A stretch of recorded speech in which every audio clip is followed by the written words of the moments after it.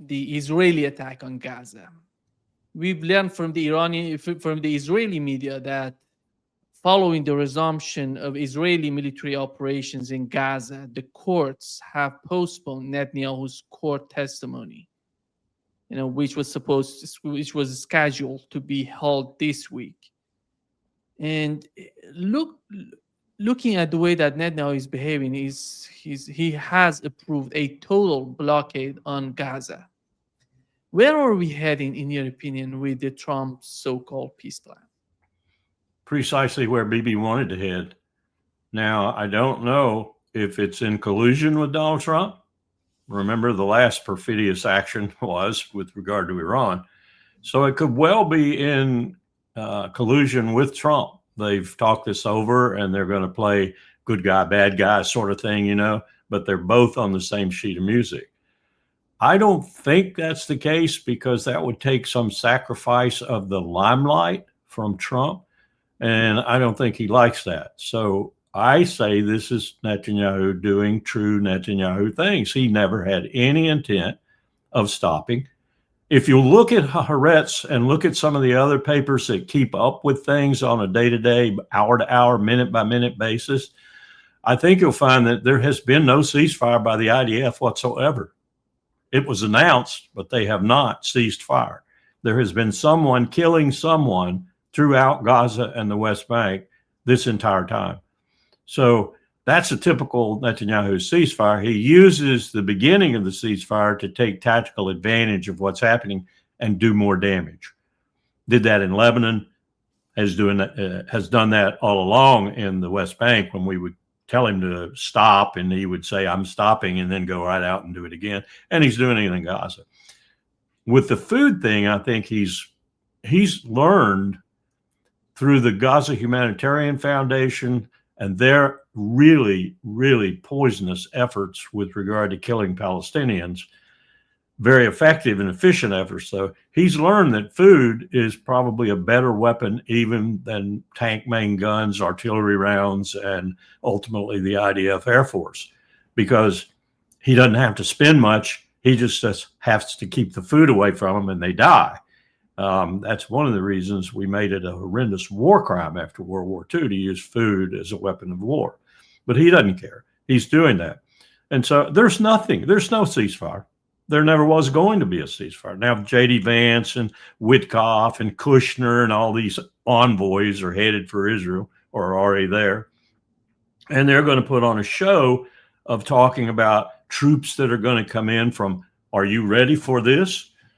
Azerbaijan and Armenia or wherever, to the only countries that feel like Trump actually did something for them. That's the way Trump thinks about it. And they don't really feel that way at all. They're laughing at him all the way to the peace table, if you will. And there is no peace table. So this is a joke right now, but it's a painful, sad joke because the killing is going to go on. Now, I will say this. Hamas knew this. Hamas is not stupid. They have proven throughout this 2 years of conflict and before that they're not stupid at all. And Israel thinking that it's taken out all their leadership. We used to have a saying in the American military, be careful what leader you kill. The guy who's under him or the gal who's under him might be better. Well, in many cases, that's what takes place. And Hamas has got really good leadership right now, tactical and operational leadership. So is Hezbollah, I'm told. I haven't seen it evinced yet, but I'm suspecting I will see it probably soon if he doesn't lay off Lebanon a little bit. But anyway, the leadership is pretty good, and they're doing a good job of fighting back, and they're doing a good job of fighting against the people Netanyahu has assembled to kill Hamas while he can't or doesn't seem to be. These rebel units that are in there. I think probably mostly ISIS or ISIS-affiliated units that we were actually training in Syria. They're now in Israel and some others too. But the bottom line is ceasefire is not ceasefire. And Hamas knows that, and they're taking advantage to kill more Israelis. Here is, Larry, what the reaction of Donald Trump after the Israeli attacks on Gaza. Israel strikes on Gaza today? Well, we're going to have to see what's happening. We want to make sure that it's going to be very peaceful with Hamas. And as you know, they've been quite rambunctious. They've been doing some shooting, and we think maybe the leadership isn't involved in that. You know, some rebels within, but either way, it's going to be handled properly. Is the ceasefire still in place? Yeah, it's rebels bought and paid for by Israel or the United States, could be us too. I mean, this president has no problem being disingenuous, outright lying. He has no problem. These people, Larry, because we know that Donald Trump, earlier of the attacks happening, he said that Hamas is killing people in Gaza. He's talking about these rebels, these not rebels, these ISIS-like, you know. He's not Hamas, as far as I know. I'm not on the battlefield, but as far as I know, Hamas is not killing fellow Hamas fighters or Palestinians in any regard, unless they happen to be members of these groups, and I suspect some are. They're paid very well, just like the Gaza Humanitarian Foundation. Boy, if you saw the salaries these guys were getting, and essentially they were getting them to help the IDF kill Palestinians. So I think that's who Hamas is shooting at. Yeah. And they were very smart to keep 50 caliber and below and to make sure that none of that is ever going to be surrendered, because that's the kind of weaponry they need to fight the kind of war they're fighting now, a guerrilla war. They don't need the big stuff. Two fronts of the conflict, Larry, in Gaza. One of them is the military front. The other one is what the Trump administration is trying to do by, you know, some sort of wrapping up the main objectives in Gaza in a peace plan, some sort of, you know, different. But the main goal, it seems to me that the ultimate goal is the same.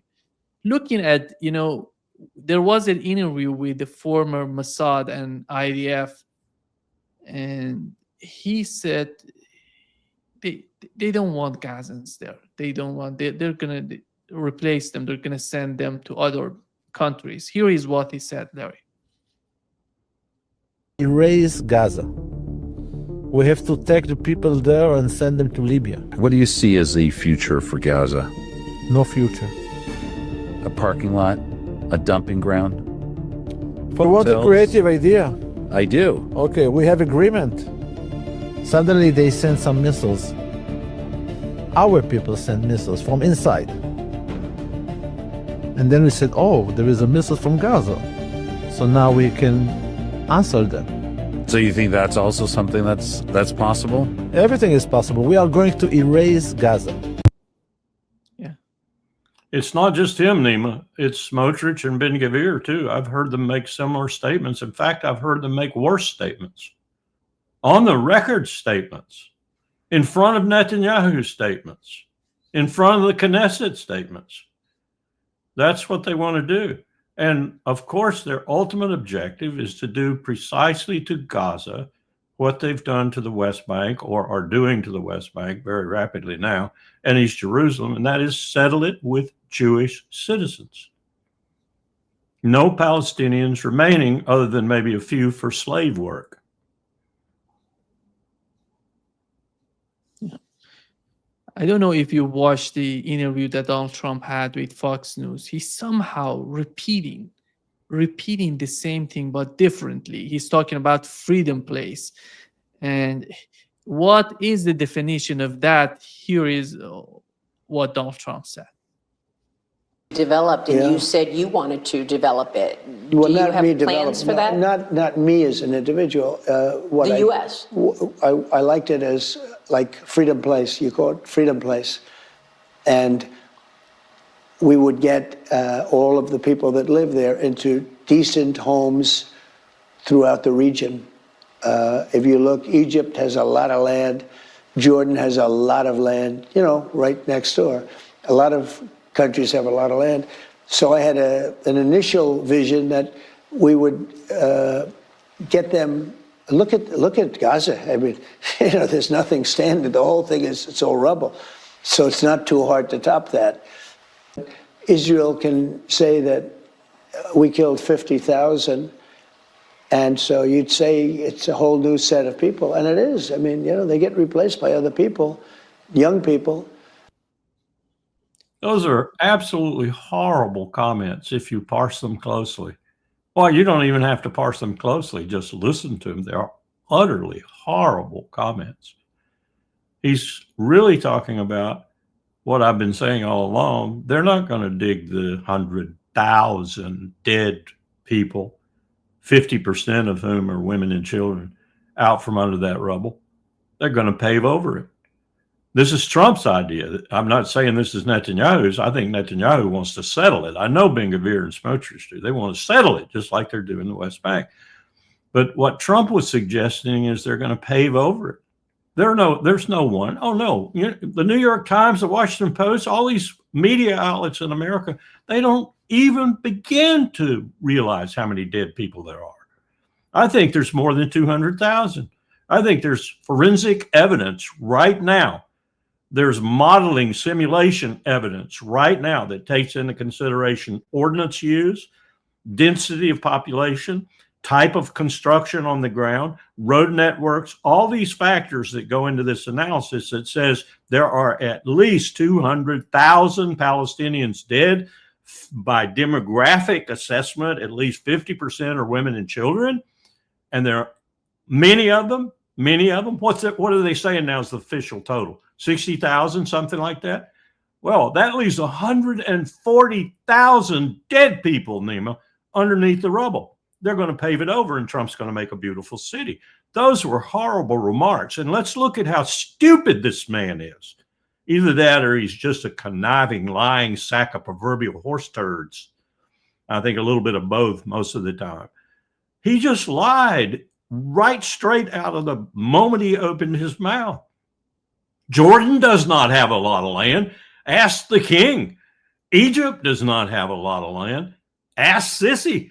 In fact, I just read a National Geographic assessment of Israel's plight with all the refugees it already has from all over East Africa, with its own people. It can't feed, it can't water, and it cannot house. Even if it turned into a Mecca tomorrow morning, the density of population to the possibility of life is such that it could not possibly do it. Nor could Jordan, really, if you look at it. Water alone would be prohibitive. So he's lying through his teeth. There is not a lot of land. There is not a lot of food.